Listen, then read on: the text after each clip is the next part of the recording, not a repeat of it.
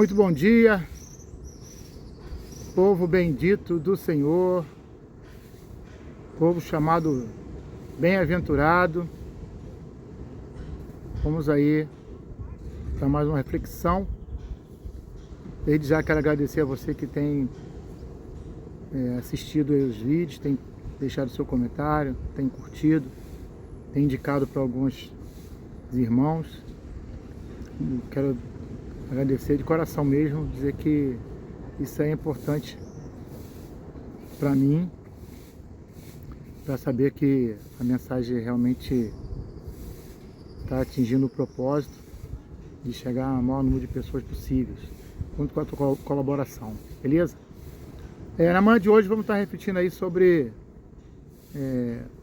um tema interessante. Vamos usar duas passagens muito importantes do Antigo Testamento e que eu gosto muito. Primeira passagem, vamos falar de Josué capítulo 14, quando Caleb, por conta da divisão das terras de Canaã, reivindicou a Josué a parte que Moisés tinha prometido a ele.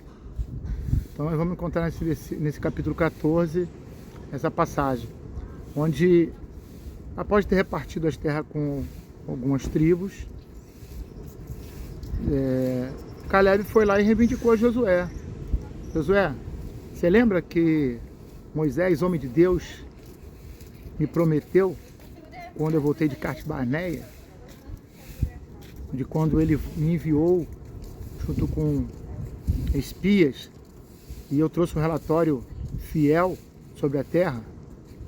Contudo, os outros demais trouxeram uma palavra que trouxe medo ao povo, e por conta disso Moisés me prometeu que a terra onde eu pisei seria me dada por herança perpétua. E Caleb teve essa coragem de chegar até Josué e reivindicar: olha aqui, ó, me foi prometido. Hoje eu já sou velho, ele tinha 85 anos de idade. E quando lhe foi feita a promessa, ele tinha 40, ou seja, tinha passado 45 anos e ele guardou a promessa. Quando ele chega para Josué e diz: ó, tenho eu a idade de 85 anos, né? Já passou 45 anos, mas ainda hoje eu tenho força e vigor para guerrear da mesma forma que eu tinha há 45 anos atrás. Que palavra linda, né? Então essa palavra é uma palavra que serve de incentivo para mim e para você, que de repente já se acha cansado, já se acha velho demais talvez para algumas conquistas, para algum empreendimento, seja qual for, algo novo ou algo que você não conseguiu fazer no passado por algumas questões, ou que seja algo de realização pessoal, ou para buscar uma condição melhor de saúde, e você fica sempre dando desculpa, né? Sempre dando desculpa, que já passou meu tempo, que eu já estou velho. Olha o exemplo aí de Caleb. Tinha passado 45 anos, mas ele não esqueceu da promessa e foi lá e tomou posse daquilo que Deus tinha prometido para ele. Deus é fiel, querido, isso é fato. E se você tem uma promessa no teu coração, saiba você que Deus não esqueceu. Você pode ter esquecido, você pode ter desacreditado, mas Deus não esqueceu. Porém, todas as promessas de Deus, elas passam por um período de provação. Deus, ele na sua infinita sabedoria, ele sabe o que faz. E em Juízes capítulo, eu acho que é capítulo 6, depois você me corrige lá, no começo do livro, temos uma palavra onde fala de Gideão. Eu acho que é capítulo 6, por aí. E Gideão, né, a Bíblia relata lá a forma que ele estava trabalhando, e o anjo do Senhor apareceu a ele e chamou ele para poder libertar o povo dos midianitas. Porque era multidão, era um povo muito numeroso e estava oprimindo o povo de Israel. E não vou me aprofundar aqui no texto, mas você pode conferir lá.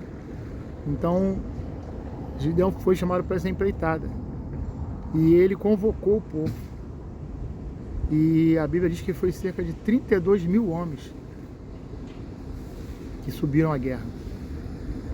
Porém, Deus disse para Gideão: Gideão, tem muita gente.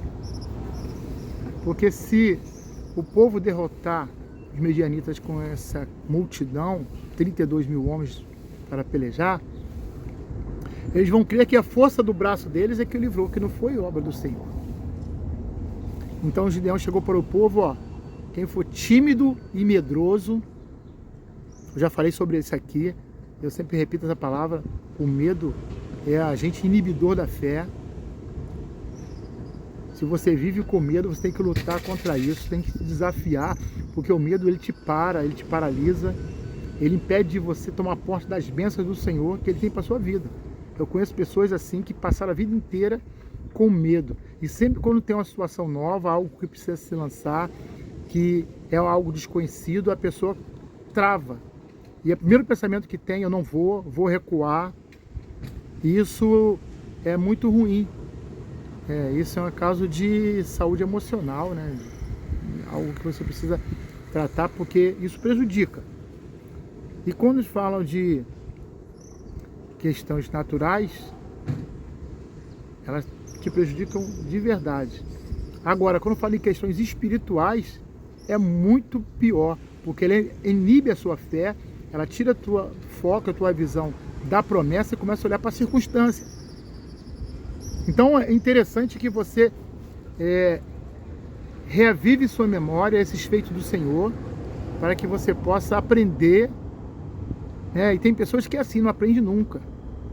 Aprender com os do passado, porque o povo que não conhece seu passado, ele é fadado ao fracasso, porque ele é fadado a cometer os mesmos erros. Então, eu acho que os filhos têm que aprender com os pais e assim por diante. Meu pai errou aqui, se meu avô errou acolá, eu não posso errar aqui no presente. Eu tenho que refletir acerca desses erros e discernir o que é bom, o que é ruim e buscar o certo, o correto, aquilo que vai produzir resultados de vida e não de morte. Morte física, morte espiritual, morte financeira, morte relacional. Aquilo que pode destruir o teu caráter, aquilo que pode destruir o seu futuro, aquilo que tira a tua visão, aquilo que faz você perder tempo. E com o passar do tempo você esquece, que você se acomoda com alguma situação e você não conquista de repente a faculdade que você queria, um lugar que você queria, né? Algo que você pretendia ser, um grande empresário, se acomodou ali, né, na CLT, enfim. Para alcançar essas coisas é preciso ter coragem. Então é isso que trata aqui. E nessa passagem específica, onde nós estamos tratando agora de Juízes, tinha muita gente e Deus resolveu fazer aquela grande obra, mas o povo, Deus sabia que o povo ia dizer que foi eles que fizeram, com a força deles, porque aquele povo já estava corrompido, porque toda essa situação de domínio dos medianitas ocorreu simplesmente por desobediência, porque o povo começou a se contaminar. Se você ler o capítulo anterior, começou a se contaminar com os ídolos, adoravam Baal, os ídolos dos outros povos, e aquilo enfraqueceu espiritualmente e foi se perdendo a força daquele povo, que a força deles vinha por meio da fé, daquilo que eles acreditavam e eles tinham convicção. E sempre foi assim, né? O povo acaba se desviando, se esquecendo de quem é Deus na vida dele e das promessas que foram feitas. Pois bem, foram embora daquela feita 22 mil homens. Josué ficou com 10 mil homens. Josué se animou para ir para a guerra, mas porém Deus diz a ele, ó, Josué, ainda tem muita gente, eles vão achar que foi a força do braço deles. Então, Deus falou, ó, Josué, leva esse povo para a beira do lago, do rio, não lembro onde foi, e bota eles para beber água. E eu vou separar uns homens ali que você vai lutar.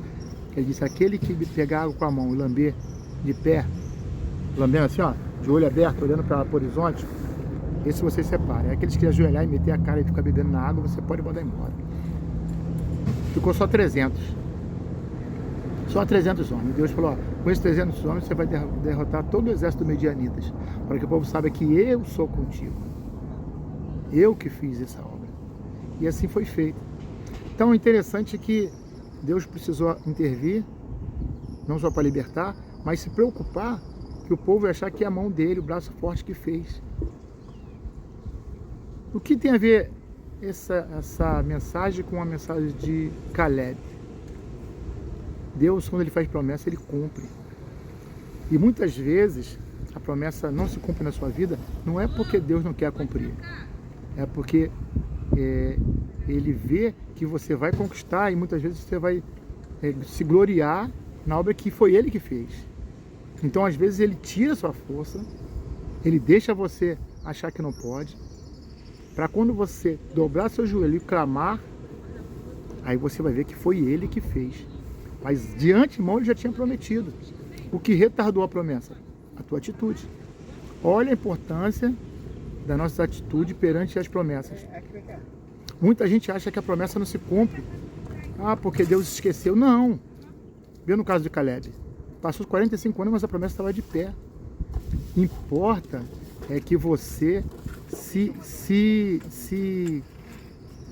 atente que a gente precisa realmente lutar e guardar a promessa, mostrar que nós temos força e vigor, que a nossa fé não esmoreceu, que nós continuamos ainda com a mesma visão espiritual e muito mais aguçada agora, porque vai se cumprir. Vai se cumprir. Muitas vezes a gente acha que Deus vai agir assim, né? Muitas vezes a gente acha que a enfermidade só vai vir pro ímpio, mas a enfermidade às vezes vem no crente também.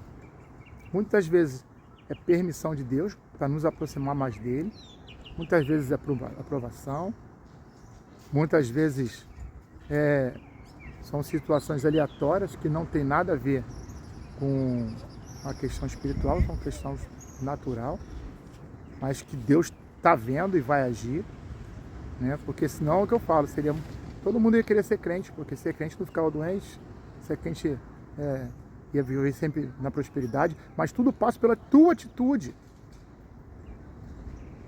Vem enfermidade, qual a tua atitude diante da enfermidade? Paulo fala que tinha um espinho na carne, era alguma coisa que incomodava.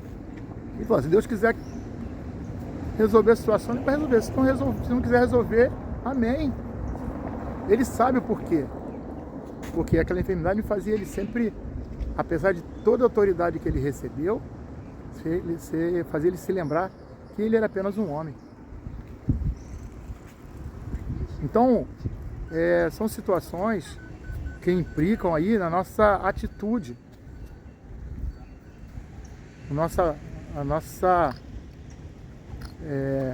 nosso vigor espiritual, porque se deixarmos nos abater, já era. Se você deixar se abater, a palavra de Deus fala sobre isso, né? Se te mostrares fraco no dia da tribulação, já era. Já é um derrotado antes de começar a luta. Então, o nosso adversário, ele fica o tempo todo tentando nos intimidar, tentando nos... A Bíblia diz que ele brada como um leão. Mas, querido, ele não é leão coisa nenhuma. Leão é o leão da tribo de Judá, aquele que venceu, aquele que tem a coroa, está sentado à destra de Deus, que tem um nome acima de todo nome, que tem todo o poder e autoridade na terra, embaixo e em cima da terra. Aquele que aprisionou Satanás por conta da obra redentora que ele fez e nos libertou. E a morte não pôde detê-lo. E ele ressuscitou. Nosso Cristo, o Rei dos Reis, Senhor dos Senhores, aqueles de qual todo joelho se dobrará, toda língua confessará que Jesus Cristo é o Senhor. Então, com essa palavra que você tem que se fortificar na fé, buscar, né, o cumprimento da promessa, buscar uma vida realmente que vá glorificar o Senhor, muito mais do que religiosidade, muito mais que movimento, mas uma vida de real, de fato, de busca, de aperfeiçoamento espiritual, porque muitas vezes, né, a gente esquece que a nossa vida é uma vida de eterna busca. Pedir ao Espírito Santo para nos ajudar nessa caminhada, nos ajudar a vencer o nosso eu, o nosso ego, a nossa carne, porque a nossa carne, ela realmente milita contra a carne contra o espírito, como disse o apóstolo Paulo. Isso é uma verdade, é uma luta constante que só vai terminar quando formos para a glória, porque está consumado, a vitória já é certa, porém, ainda temos que lutar. Está tudo feito, mas a carne ainda resiste. Deus sempre tentou nos ajudar nessa questão. Eu já falei aí sobre aqui, quando Deus trouxe o homem sobre a terra, e disse para o homem povoar a terra, e o homem permitiu que o pecado entrasse no mundo, e a partir dali houve uma geração de homens e mulheres, e aí tivemos o primeiro homicídio, que por sinal foi por conta de questão religiosa. Caim matou o seu irmão Abel por ciúme, por inveja daquilo que foi ofertado, porque ele também tinha ofertado, só que a oferta de Abel foi aceita e a de Caim não. Então eu vejo também que é uma questão religiosa. Ainda hoje guerras existem por conta de questões religiosas. Isso é uma coisa que realmente deve entristecer muito o coração de Deus. Mas o que acontece? Aquela geração toda se corrompeu. Então Deus aí, né, fez um reset, mandou o dilúvio, e aí a terra foi repovoada. Porém, o povo já estava contaminado, né? Parece que não deu muito resultado, o povo se corrompeu novamente. Então aí veio Torre de Babel, o povo querendo, na sua sabedoria, que subia até o céu, ser como Deus. Deus dividiu em línguas, deu aí povos e nações. Passou-se os anos e Deus chamou Abraão, e essa história você já conhece, né? Seu filho Isaac, Jacó, que é Israel, as 12 tribos, o cativo do Egito, a libertação de forma maravilhosa. E aí a Bíblia se desenrola até os dias de Jesus. Jesus nos libertou e estamos no dia de hoje. E os dias de hoje são os nossos dias.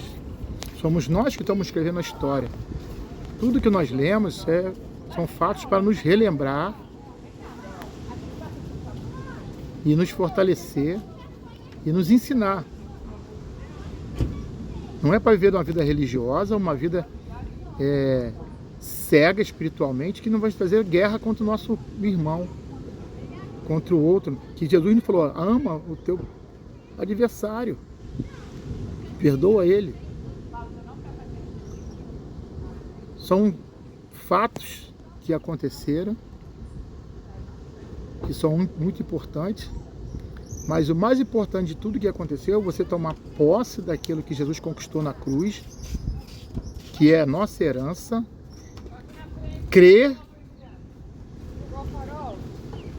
verdadeiramente e viver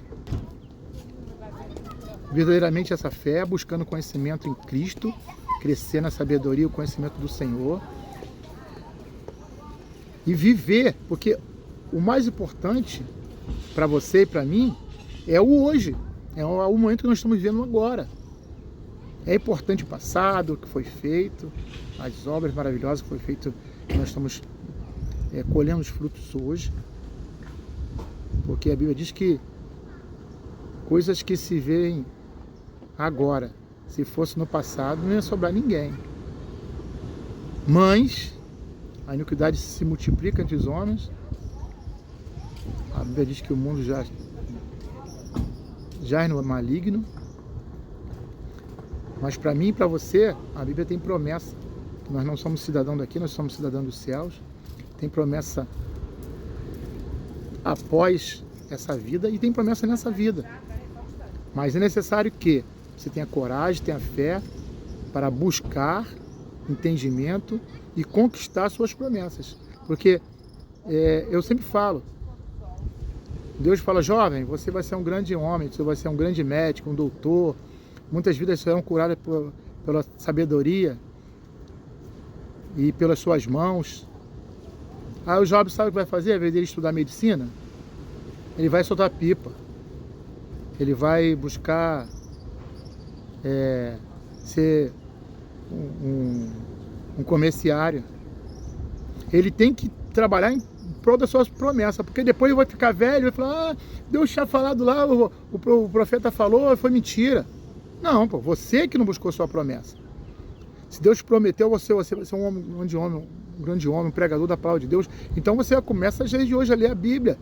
1, 2, 3, 4, quantas vezes, decorar os versículos, buscar conhecimento, fazer seminário teológico. Ou seja, você tem promessa, tem que ir em direção à sua promessa. Deus promete, mas não adianta você ficar com a mão estendida achando que vai cair se você não se esforçar. Esforça-te, tenha bom ânimo. Essa palavra você vai encontrar na Bíblia inteira. Vai, Josué, esforça, sou contigo. Você vai liderar esse povo. Não tema. O povo estava revolto, Josué bateu o pé. Eu e minha casa serviremos ao Senhor. E ponto. Se Deus prometeu que vai salvar a tua casa, e Ele tem promessa para a família, continua orando, dobrando o joelho, fazendo a tua parte, sendo um bom exemplo, dando bons conselhos. Agora, se você também se desvia, como é que tu acha que teu filho vai olhar para você e vai seguir o bom caminho?